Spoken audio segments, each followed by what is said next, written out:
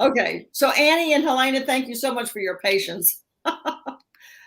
So whether y'all are here live or if you're going to be watching the recording, today's talking about the power of two. It's two, two, two, two, two, all the powers of two that are there. So we're so excited that everyone's here and that we've got a group of individuals who are also fascinated by two. So I'm Debbie Saviano, and I'm so excited to welcome my dear friend Margo Tantau. And Johnny says snow in Washington. Yes. Yes. I had to keep up with everybody in Minnesota today. So my dear friend Debbie Womack is here, and I'm so excited to see her. This is the cool thing about social media is you get to see all your friends that you know across the country. So again, Margo's on the far west side of the country, and I'm over here in Texas in the center of the country. So what we're going to talk about today really shows you that there are no borders and there is no distance as far as where we really are. So Tina says in Sweden yesterday, they had a snowstorm. So again, think about it, y'all. We have global connections as long as we have an internet. And, as I used to say to Stacy, we used to talk about it, charged and connected. That's all we really need to have. Our phones charged and connected to the internet. That's all we're seeking. So we know everyone's busy. And so one of the things that we're not going to do, you'll be pleased to know, we're not going to give you a huge background of who we are, right? Hopefully you know a little bit about Debbie or Margo, and that's why you're here. If not, you can go to our LinkedIn profiles afterwards and kind of learn more about us. And that is one thing we want to share. Make sure that you connect with each other, because if you're on LinkedIn, you can look and they'll show details and networking. If you click on that networking link and drops down, it shows you everyone who signed up for this, all 40 people. So reach out and just give them a little note and say, hey, saw you registered for the power of two. I'd love to connect. And Margo, go ahead. You might have heard Debbie on Windowsill Chess this week, which I've gotten so much wonderful feedback about that conversation and just about the reminder to be real and the reminder to be ourselves, which is why we're here. One thing you'll learn about Margo and I is we're real. We are really real. Margo, tell which pups. Hi, April. Hi, Caroline and Darby. They're all here. There's a couple clamoring for attention. That's a cool thing. Good morning, Jennifer. It's so nice to see everyone. So today, two. We're going to talk about, hello, Mr. Cody. We're going to talk about the power of two and the significance of that. So you may know two is an angel number. It's also, for many Eastern cultures, it symbolizes harmony and balance, and it's considered a lucky number along with the number 8 for the Asian cultures. Hello, Miss Tracy, Mr. Nicholas. And also number 2 is for duality, yin, yang, male, female, me, you, that kind of thing. And so 2 is in pairs, and 2 also symbolizes partnerships, which is basically what Margo and I are going to talk about. So Margo, you want to tell them how we met each other? Yes. 2 years ago, Debbie and I did not know each other. We were both speakers at Art Biz Jam with Lori Siebert and Phyllis Dobbs, who put on this amazing conference. And Debbie was one of the speakers speaking in the front of the room, and I just was riveted to what she had to say. And I just thought, who is this person? And I was a speaker too. So as most of us do, when we meet someone and feel a connection to them, we worked together to maintain and build that relationship. And thanks to technology, we were able to do that for the past year and a half. Debbie has really been my almost most constant in the pandemic. We have an ongoing weekly Zoom, and we meet every morning. We've talked about everything: pets, families, weather, solving problems, figuring out our own business, everything you can think of. And the cool thing we learned during those conversations is that we had so much fun together. How about collaborating on something or many things, right? So we put our skill sets together and we figured out what talents and expertise we had that we loved to talk about together and we wanted to share with others.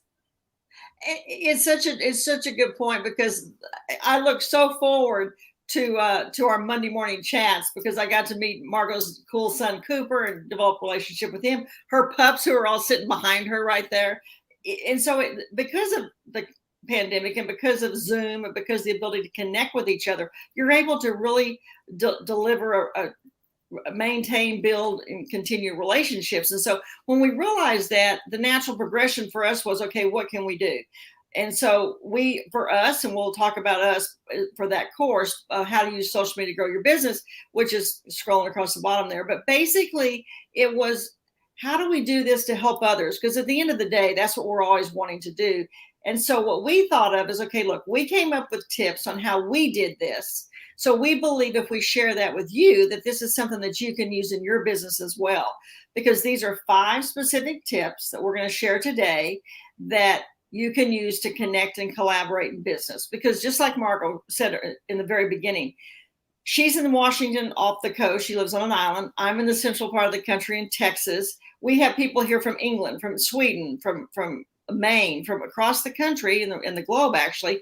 So there really are no hindrances to what we can do if you set your mind to it. So let's go through the 5. First of all, I'm going to do number 1. When you meet someone that you feel you could maintain and build a relationship with, because you have that connection, that energy, one thing you could do is just have a good time with them at that moment and then walk away. But in today's world, because we can be connected, you don't have to do that. So do you already know them, or do you want to meet them? So for us, we met, as Margo said, thanks to Lori and Phyllis at Art Biz Jam. So we connected there. We were there for 3 days, I think.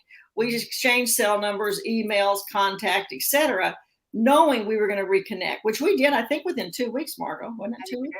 Yeah.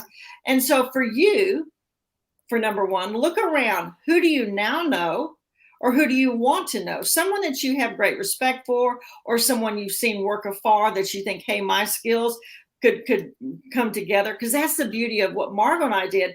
Margo and I have so many things in common, but we also have so many things that are different, which makes it so much better. So who do you know now, or who you might want to know? So Margo's going to talk about number 2.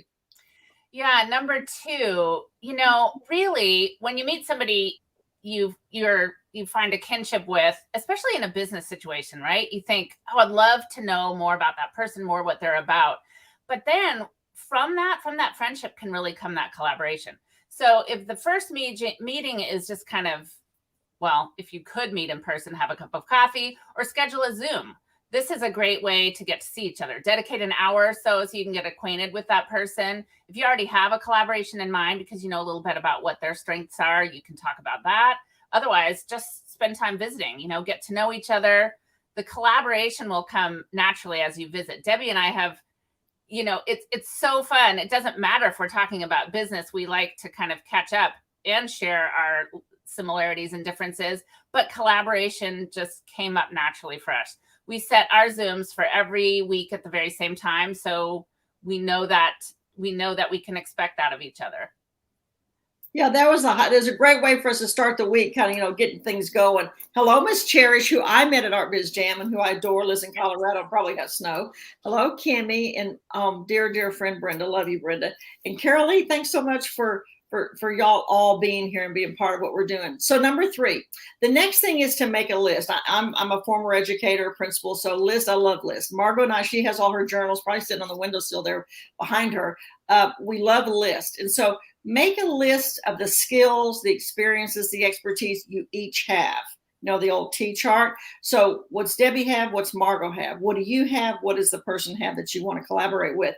So we did that in the beginning informally. And then when we started talking about what we want to do formally, we made that list official, if you will, and listed all the things that we each bring to the table, because you don't want everything to be the same. That's the whole point, is that you want to be able to bring your talents and skills and complement one another. Margo comes from a background of the creative maker space, which and so many of you on here are in that same space. I envy you. I wish I had those talents. I don't though. So my talents are in a different space. I come from a background of education and social media. I love teaching. I love social media because you can all connect, as we're proof of here today. So that list enables you to see how you can collaborate when you decide what it is you want to do. For us, as we said before, it was the course, how to use social media to grow your business, because we'd seen how so many were struggling with that. We literally spent over a year doing this. So for you, it might be a course. It might be a joint virtual event. It might be a LinkedIn Live. If you haven't done LinkedIn Live, I highly encourage you to it, because it's live and it's also recorded for those who can't be here. we'll have it on our LinkedIn profiles under featured, so you can always go in and check that out. Plus, it can be shared. But whatever special project you want to do, there's no limits to possibilities. So that's number 3, make the list. That's right. There are no limits. And the very cool thing about kind of putting your skills together with somebody and collaborating is you might have similar skills, but then you might have different ones. Like Debbie's list making is, Johnny knows this for sure. It's very helpful for me because I like to think that I can keep all my lists in my head. So, we kind of work off each other well. And number 4, once you make that decision on what you want to do, then you begin the process of how to accomplish it. And you guys, that's so fun when you're collaborating with somebody, because when you're on your own, you're like, well, I could do this or I could do that. And there's nobody to say, how about this? But when you're collaborating, you're working on something together. And for us, we did it with a mind map, if you will. We kind of came up with a core idea, and then we did a complete overview, which kind of, spiderwebbed out from there of what we were good at, what we thought was needed. We had several ideas. So, stay tuned for the future. And the solutions then of how we would help others. That was the 4th thing. Decide what you want to do, how you're going to accomplish it, and then map it out in the way that feels right for you. That's why it took a year, because we truly wanted to make sure we were doing what we thought people needed. And so number 5, hello, Miss Jody. So number 5 is the fact that when you decide what it is you're going to do, then make a list of resources, because what Margo brings to the table and what I bring to the table, there's a little bit of overlap, but there's also a lot of differences. So we knew we were going to do the course live. That was a given, because we've seen people need that and want that, and especially because of what our topic is. So we were going to do, it will be live, but then we also knew we needed to record it because not everybody can watch it live. Plus, we wanted them to be able to go back and look at it later. So Margo had already been working with Kajabi. Kajabi is a platform that'll host the course. So obviously, we took advantage of Margo's resource was Kajabi. So when you make a list of your resources and you're doing things, you can say, oh, okay, so-and-so can do that. We just literally had this conversation 30 minutes before we went live, because we needed something done. Margo had a resource that could take care of it. And we're both like, why would we do it if we can pay someone a little bit of money and save our time, and that person can do it? So you have to know what your resources are, and it helps to be able to have them out there so that you can take advantage of those resources.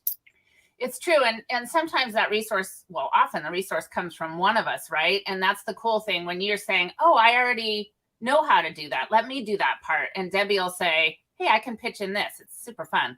And one thing we think is important to remember is we are much stronger when we don't put all our eggs in one basket. For instance, several of us have many things that we do. Don't put all your eggs in one basket. That means don't have a bunch of gigs. If there's opportunities, they'll come from you in other places. Think of who you're serving and how to best serve them. Is it, for me, I have a podcast. I have a job. I have a wonderful podcast that we all love. If you have not listened to Windowsill Chats, go check it out, because Margo has the most incredible interviews with people. I mean, they're so engaging. So sorry, Margo. Thank you. Well, I really appreciate that. Anyway, I think, especially for me as a creative, I like to always learn and always put ideas out there. So not putting all my eggs in one basket, just to repeat that again, is finding some other things to do, other people to collaborate with, other ways to kind of just explore ideas and share them. It is so true. And I think that we've all seen the last 2 years of being a real challenge in a lot of ways. And we use the example of restaurants, for example. If you were a restaurant that didn't have online or takeout, you probably had to shut your doors, because you didn't have time to regroup at the last minute. You put all your eggs in one basket. That one basket being everyone's going to walk through the door to eat at my restaurant. Well, when COVID hit, they couldn't do it. So you want to make sure you expand your perimeters, if you will, and what your opportunities are. We've all heard of the Great Resignation. If you haven't heard of it, it's basically saying that 48 to 52% of the population are reevaluating what they want to do moving forward. So I jokingly said this, and I'm going to do this after the LinkedIn Live. I've got this really nice blouse on, and then I have on yoga pants, and I have on footsies. That's the reality, right? We don't have to have the whole outfit looking cool. So people have decided, hey, I want to work at home. I want to work remotely. I want to get in a van and travel the country, or the space where I live and explore and still work. They want to use their hobbies and their talents. So what they're going to do in the future is not just one thing. It's not just one thing. People are more open, as Margo said, to doing other things. So why not collaborate with some other people that you see on here? And so if you're not sure who to reach out to, so we shared the example that we met at Art Biz Jam, but if you didn't meet them yet, or if you don't know who they are, take just some quiet time with your favorite beverage. Today's margarita day, if you want to do that. But to sit down and look at it and say, who is out there in digital space, social media, that I admire and respect and see doing great things? That's the first thing. Start commenting on their work. Start saying things so that you can become engaged. Just like some of the people in the comments over here, some I know really well, Debbie and Jody and Cherish. Others I might not know as well, but Tracy, I know better now because we talked on LinkedIn. You can develop those relationships even if you haven't met in physical space, if you will. So start commenting, maybe sharing if what they're doing is something you really want to share with your friends and stuff. But the key is to engage. You want them to know who you are, to be aware of you. But here's the thing. So stop for a moment before you do that. If you're going to do LinkedIn, of course, I'm covering LinkedIn, Margo's covering Instagram. Before you do that, make sure you go in to your LinkedIn and or your Instagram, but especially I'm talking about LinkedIn right now. Is your headline, is your banner, is your picture, is your profile, does it reflect your skills and your expertise? Basically, why they can see the benefit of working with you, because that's important, because they don't know you that well yet. You want that to really shine. So do that before you begin. You want to make sure it's clean and looks really nice, because when they come to your LinkedIn profile, you want that to sell you. Hey, yeah, I'd love to maybe work with her. They might start thinking about that before you even do. Okay. Absolutely. And, I saw that Cody said, make sure you don't stretch yourself too thin. And how would you find balance? Well, when you do have a lot going on, it is important to plan a bit, because literally you have to remember what is important and what are those things. And that's one of the things we're talking about in our course, and that what Debbie and I talk about every week is remind ourselves what is important and what do we have to do it every way that we see somebody is telling us to, or what do we need for ourselves? And that's the perfect question. And I just want to thank Debbie. We're not going to keep going here for too much longer, but I want to thank you for having me with you here today. And we hope that you found something beneficial in these 5 points, and that you have a few ideas of how you can form a partnership with someone else, how you can create and collaborate together with someone to put something out into the world that others need, and you probably need yourself. Well, first of all, Margo, such a pleasure and such a treat to have you here today. And it's one of those things that I think everyone on the LinkedIn Live today, on this Zoom, this call, this video, whatever you want to call it, and the ones who watch the recording as well, all will agree. I love it. There's so much we can all bring when we do collaborate. And that's why we thought that the number 2 was such a cool number and such a positive thing to have, because it is about partnerships and it is about pairs. And so we're going to come back and I'll, Margo and I will send anyone who was here, we'll post the link of the course if people want to take a peek at it. Because the reason that we came up with this is because for literally several months, all we saw were people unsure and uncertain of what to do. And so if you mark your calendar for Wednesday, March 2nd, we are going to have another LinkedIn Live. And that one's going to be let's talk about doing social media your way. Because what happens to us is, and this is the irony, we'll repeat this again in the next live, but this is the irony. We see the memes, we see the quotes, we see the inspiration, be yourself, do your own thing. But then we're told to do it this way. It doesn't go together. And I think that's what Margo and I found is why people are so frustrated and overwhelmed and not sure what to do, because that's not what they want to do. That's not what they want to do. And so we're going to talk about on March 3rd and March 2nd. We're going to stay with the number 2 on March 2nd. And so I think you'll find it very helpful, and we'll say at the same time, but we'll post it and tag you or whatever. But Tracy says, I have to schedule in my time, even her lunchtime. so it's respected even by me. That's a really good point, because we too get carried away and aren't sure what to do. So we encourage you to connect with everyone here on LinkedIn. We're going to see if you have any questions before we go, if you connect here, but also to make sure that you do take time to sit down and say, who could I collaborate with? So I think that's very, very important. Do you have any questions? Let's see. Do you have questions? Johnny gets why the dogs were barking. He's yeah. Well, go ahead. Sorry. And I was just going to say, I look forward to continuing this theme on why we should do it the way that feels right for us, and how that is not what we've been fed for a long time now. So think about, who you can collaborate with, who's your magic number 2, or who several potentially, and just let us know other places too if you have any thoughts or questions about this, because this is an ongoing theme for us. That's right. Absolutely. And I think that's the beauty of social media and technology, is that you can, if you don't want to say it here live, you can say it in the comment section back to Margo and I on LinkedIn. You send a message to us, but also just to talk and figure out how to do it, because no one has the whole answer. I mean, anyone who tells you that they've got all the answers, is just this way, run for the door, because there's no such thing. It doesn't exist. It's all a work in progress. There is no perfect. Just like I said, I got yoga pants underneath this and my footsies. But I'll spare y'all showing that. But I probably will take a picture later and show it, just because it is the reality, right? So it was such a pleasure to have everyone here. Margo, thank you so much. And we'll be back on Wednesday, March 2nd. So mark your calendars. Everybody have a fabulous day. And it is Margarita Day. I'm gonna take advantage of that. Take care. Bye-bye.